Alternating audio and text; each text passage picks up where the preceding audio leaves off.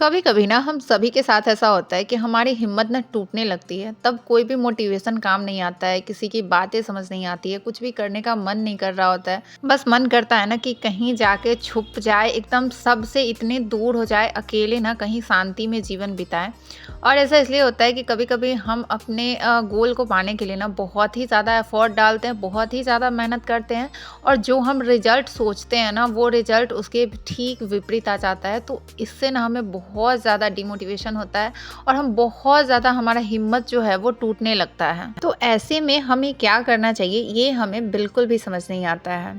Hey friends, good morning, welcome to my channel. मेरी अभिलाषा, कैसे हैं आप सब? आई होप बहुत अच्छे होंगे और अपना बहुत अच्छा वाला ध्यान भी रख रहे होंगे और बहुत ही पॉजिटिविटी के साथ अपने जीवन को बेहतर से बेहतरीन बनाने के प्रयास में लगे होंगे।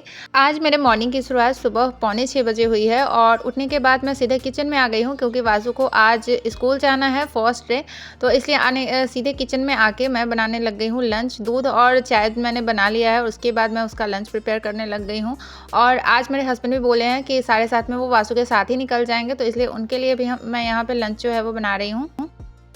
पिछले ईयर भी ना वासु का आज ही के दिन स्कूल जाना था, 5 अप्रैल को ही। और फिर इस ईयर भी ना 5 अप्रैल को ही उसके स्कूल जो है वो क्लास स्टार्ट हुई है। और आज फिर काफ़ी दिनों बाद मुझे सुबह सुबह उठ के ना लंच प्रिपेयर करना पड़ा, क्योंकि काफ़ी दिनों से स्कूल बंद था और एकदम फ्री फ्री सा फील हो रहा था। लेकिन फिर वही से रूटीन शुरू हो जाएगी, सुबह सुबह किचन में घुस जाओ और लंच वगैरह तैयार करो। लेकिन ठीक है, यही ज़िंदगी है और ऐसे ही हमें करना ही है। इसके अलावा हमारे लाइफ में कोई दूसरा ऑप्शन नहीं है। यहाँ पे मैंने ना लंच बना लिया है। लंच में मैंने सिर्फ रोटी और आलू का भुजिया बनाया था। कल जो मैंने कढ़ाई पनीर बनाया था वो बहुत सारा बचा ही हुआ है, तो आज हम लोग वही खाएंगे। इसलिए मैंने सिर्फ जो है वो आलू का भुजिया बनाया है और सलाद काट के हस्बैंड का लंच भी जो है वो पैक कर दिया है। अभी हम लोग अपने, मेरे लिए और अंश के लिए खाना नहीं बनाएंगे, क्योंकि अभी टाइम जो है वो 7 ही बज रहा है और हम लोग जिस टाइम खाएंगे उस टाइम बाकी रोटियाँ बना लेंगे। जल्दी जल्दी मैं सारा काम खत्म कर ले रही हूँ। वैसे मैंने कल सोचा था, डेली ही मैं सोचती हूँ कि मैं सुबह मॉर्निंग में 4 साढ़े 4 में उठ जाऊंगी, लेकिन डेली ही मेरे साथ गड़बड़ हो जाता है और मैं सुबह में नहीं उठ पाती हूँ। किसी किसी दिन उठ जाती हूँ, लेकिन ज़्यादातर टाइम में नहीं ही उठ पाती हूँ, क्योंकि सुबह में मेरी नींद पूरी नहीं हुई होती है, तो मुझे बिल्कुल भी उठने का मन नहीं करता है। हाँ, तो आज मैं आप लोगों से हिम्मत टूटने पे बात कर रही थी। तो हिम्मत जो हमारी टूटती है वो क्यों टूटती है, कि हम किसी चीज़ पे बहुत ही ज़्यादा मेहनत किए रहते हैं और उसमें हमें कहीं ना कहीं फेलियर देखने को मिलता है, फिर हमारा हिम्मत जो है टूट जाता है। तो फेलियर देखने के बाद हम दो चीज़ कर सकते हैं। या तो हम बैठ के प्रॉब्लम के बारे में सोचें कि क्या क्या प्रॉब्लम हुआ था, क्या क्या परेशानी है जिसकी वजह से हम नहीं कर पा रहे हैं। दूसरा है कि हम उसके सॉल्यूशन के बारे में सोचें और ये सोचें कि हमने जो पिछली बार जो काम किया था उसमें हमने गलतियाँ क्या क्या की हुई थी, क्या क्या मुझसे गलती हुई थी जिसकी वजह से मुझे ऐसे फेजेस देखने पड़े। तो अगर हम बैठ के अपने गलतियों के बारे में सोचेंगे ना, क्योंकि हम जब कोई भी काम करते हैं तो ऐसा कुछ सोच समझ के ही करते हैं, बहुत सारी प्लानिंग करते हैं, बहुत सारा स्ट्रेटजी अपनाते हैं, लेकिन फिर भी ना कहीं कुछ कमी रह जाती है, जिसकी वजह से हमें जो है वो ऐसा फेलियर देखने को मिलता है। तो बहुत इंपॉर्टेंट है कि जब हिम्मत टूटे ना, तब भी ना हमें अपने गलतियों के बारे में सोचना चाहिए, अपने कमियों के बारे में सोचना चाहिए और उस पे ना काम करना चाहिए। अगर हम बार बार अपने कमी के ऊपर काम करेंगे ना, जो हमने गलतियाँ की है उसके ऊपर काम करेंगे ना, तो हमारी धीरे धीरे वीकनेसेस भी खत्म हो जाएंगी। और जब गलतियों पे काम करेंगे ना, तो धीरे धीरे गलतियाँ हमारी ठीक होने लगेंगी और जो हम चाहते हैं अपने लाइफ में अचीव करना, वो हम एक दिन अचीव भी कर लेंगे। वासु को स्कूल भेजने के बाद ना, जो काम जैसे पड़ा हुआ था ना, उसको मैंने वैसे ही छोड़ दिया और मैं सीधे बैठ गई पढ़ाई करने के लिए। टाइम आप लोग देख ही सकते थे कि 7:30 हो रहा था और यहाँ पे सीधे मैं बैठ गई हूँ आंसर राइटिंग प्रैक्टिस करने के लिए। आप लोग को पता ही होगा कि कल से मेरा एग्ज़ाम है, तो आज मैं पूरे दिन सिर्फ और सिर्फ अपने मेथड पेपर की पढ़ाई करूँगी, सिर्फ और सिर्फ उसी का आंसर राइटिंग करूँगी या उसी को पढ़ूंगी। आप लोग अगर मेरा ब्लॉग देखते होंगे तो आप लोग को पता होगा कि मेरा मेथड पेपर जो है बायोलॉजिकल साइंस है और बायोलॉजिकल साइंस में ना बहुत सारे क्वेश्चन जो है वो डायरेक्ट बायोलॉजी से पूछे जाते हैं, यानी कि ह्यूमन फिजियोलॉजी से पूछे जाते हैं, जिसका कि मैंने कल ही रात में सारा क्वेश्चन जो है वो पढ़ लिया था अपने बायोलॉजी के नोट से। और यहाँ पे ना मैं उसकी पेडागोजी साइड की प्रैक्टिस कर रही हूँ।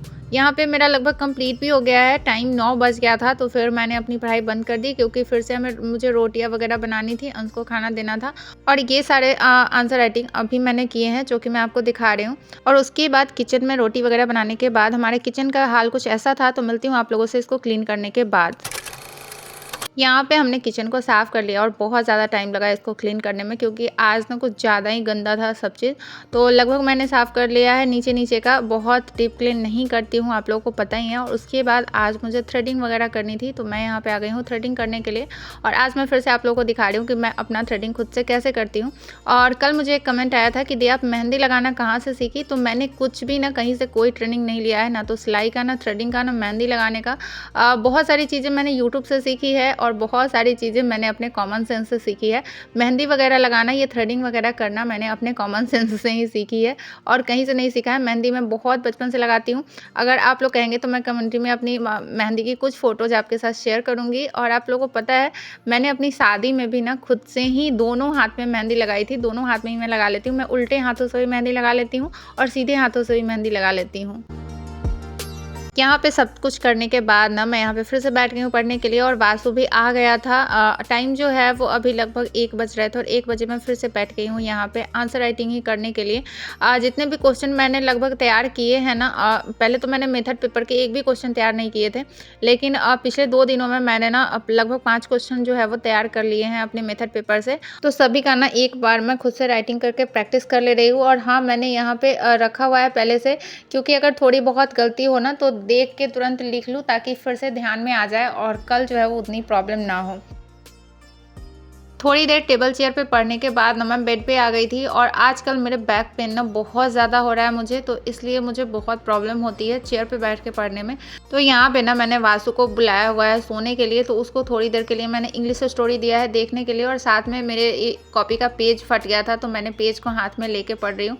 और मैंने इसको सुलाने के लिए इसको मैं गोदी में ले ली हूँ, क्योंकि इसको जब तक मैं गोदी में नहीं लेती हूँ ना, ये सोना नहीं चाहता है। और इसकी हरकतें आप लोग कैमरे में देख सकते हो कि आँख तो इसको मैंने ज़बरदस्ती डांटा हुआ है कि आँख खोलना नहीं है, तो आँख तो इसके बंद है, लेकिन बाकी एक्शन ने इसके देखने लायक थे।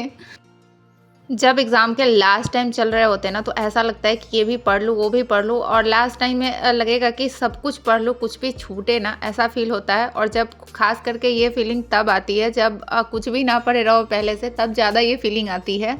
और ज़ाहिर-सी बात है कि हमें भी ये फ़ीलिंग आ रही है, क्योंकि हमने भी प्रॉपर तरीके से बीएड के लिए नहीं पढ़ा है। बस एग्ज़ाम का जब फॉर्म फिल किया है तभी जाके कुछ बस कुछ टॉपिक जो है वो प्रिपेयर किए हैं देख के कि हाँ, यही एग्ज़ाम में आएगा उसी हिसाब से।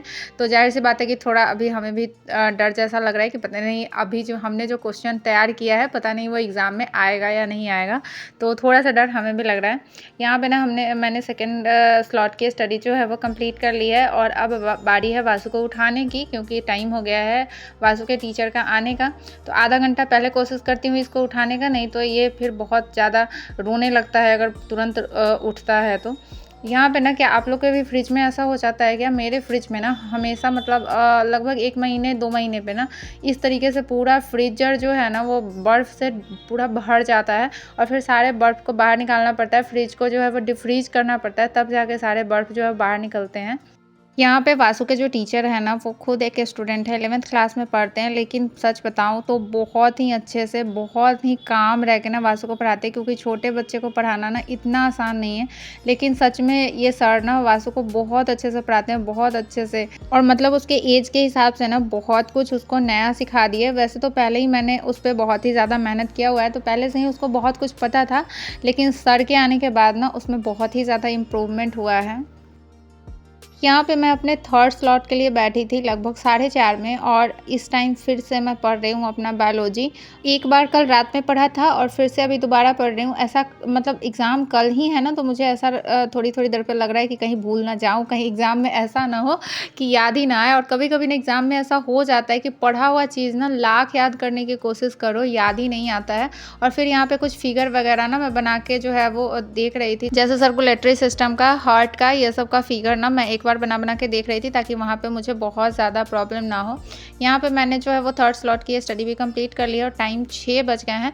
तो अब मैं पढ़ाई को यहीं पे बंद कर दूँगी, घर का छोटा-मोटा काम जो है वो ख़त्म करूँगी। तो चलिए वीडियो को यहीं पे एंड कर रही हूँ। वीडियो कैसा लगा कमेंट में ज़रूर बताइएगा। अच्छा लगा हो तो लाइक कर दीजिएगा, और यदि बीपीएससी तैयारी 4.0 की प्रिपरेशन कर रहे हो तो मेरे साथ जुड़ जाइएगा, चैनल को सब्सक्राइब कर लीजिएगा। मिलते हैं नेक्स्ट वीडियो में, तब तक के लिए बाय बाय।